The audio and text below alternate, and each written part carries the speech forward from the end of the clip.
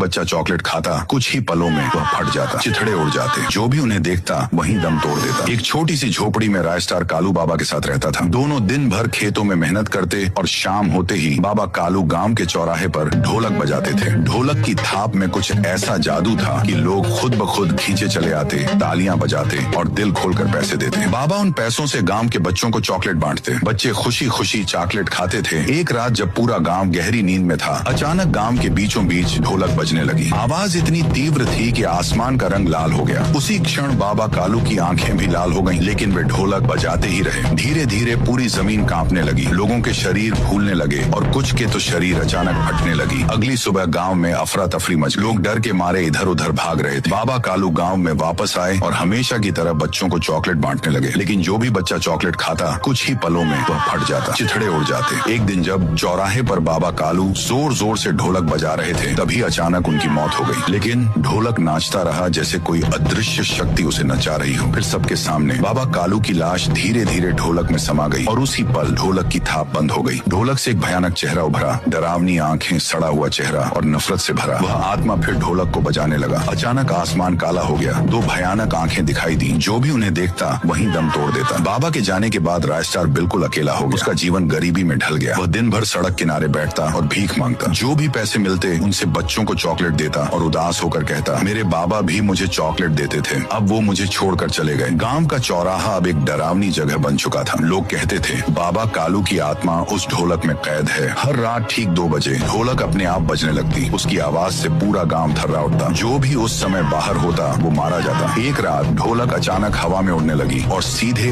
अज्जू भाई के ऊपर गिर पड़ी। अज्जू भाई की चीख निकलने से पहले ही वह ढोलक के अंदर समा गए। उसके बाद ढोलक गांव वालों के पीछे पड़ गया। एक एक करके सबकी जान लेने लगा। डर के मारे लोगों ने खुद को घरों में बंद कर लिया, लेकिन मन में बस एक ही सवाल, अब अगला नंबर किसका है। एक रात राय स्टार खेत से लौट रहा था, तभी उसके सामने वही रहस्यमयी ढोलक आकर रुक गई। इससे पहले कि वह कुछ समझ पाता, कालू बाबा की आत्मा प्रकट हुई। राय स्टार कांपती आवाज में बोला, बाबा ये सब क्या हो रहा है और आपकी मौत कैसे हुई थी। कालू बाबा गंभीर स्वर में बोले, बेटा सालों पहले इस गांव में रणवीर नाम का एक लड़का रहता था। वो ढोलक बजाने में माहिर था। एक दिन जब वो सड़क पर ढोलक बजा रहा था, तभी एक तेज गाड़ी ने उसे कुचल दिया। रणवीर की वही मौत हो गई, लेकिन ढोलक नाचता रहा और उसकी आत्मा उस ढोलक में समा गई। मैंने उस ढोलक को बिना सोचे समझे घर ले आया। हर रात 2 बजे उससे एक आवाज आती थी, कोई तो मुझे बाहर निकालो। एक दिन जब मैंने उसे बजाया, रणवीर की आत्मा बाहर आई और मेरे शरीर में समा गई। उस दिन से मैं वो नहीं रहा जो पहले था। बाबा की आंखें बदल गईं। अचानक उनका चेहरा रणवीर की आत्मा में बदल गया और वह हवा में विलीन हो गए। राय स्टार कुछ समझ पाता उससे पहले ढोलक उसके सिर के ऊपर घूमने लगी।